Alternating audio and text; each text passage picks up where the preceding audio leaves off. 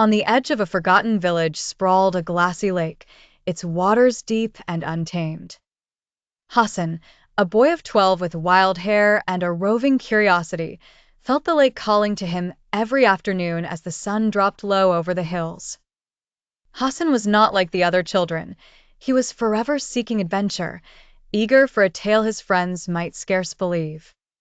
That morning, as mist hugged the shallows, Hassan slipped from his house with a loaf of bread and his father's old fishing rod. He glanced over his shoulder as he trod the muddy path, hoping his mother wouldn't find him missing before lunchtime. At the water's edge, dragonflies skittered in the sunbeams and tiny fish darted between reeds. As Hassan settled his rod and baited the hook, something caught his eye, a glimmering object near a tangle of water lilies. He waded gingerly, careful of leeches and sharp stones.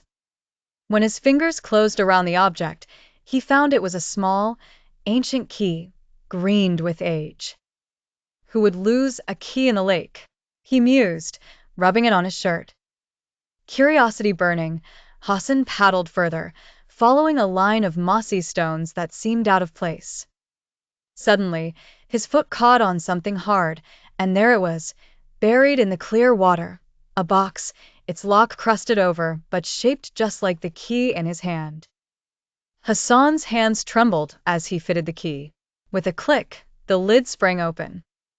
Inside, wrapped in oilskin, was a faded map, inked with winding trails and a penciled X at the heart of a lake. Folded within was a message: "To whomever finds this, the heart of the lake reveals its treasures only to the brave."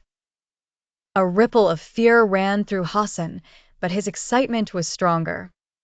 He studied the map, realizing the X marked the little island at the lake's center. Without a boat, he would have to cross the water, so he fashioned a raft from old tree branches and rope found by the waterline. It was a wobbly craft, barely holding his weight, but Hassan's determination kept him paddling onward with a piece of driftwood oar. Halfway across, storm clouds gathered suddenly, and the water swelled and shuddered beneath him. For a moment he wanted to turn back, but the memory of the map urged him on. Lightning cracked overhead as Hassan reached the island, its lone willow tree swaying like a dancer in the winds. Beneath it, he found a stone slab carved with strange runes. He remembered his mother's stories. This lake, she'd whispered once, was guarded by a spirit who rewarded only the honest-hearted. With shaking fingers, Hassan placed the open box and the map on the slab. Instantly, the storm stilled. The willow's leaves rustled gaily, scattering silver light over Hassan and the box. The crusted lock sparkled, then vanished, revealing a small pouch of stones, agates and jades, beautiful beyond imagination, and a note: "Courage and curiosity carry their own reward." The journey home felt lighter, as though the island sent the wind to guide him.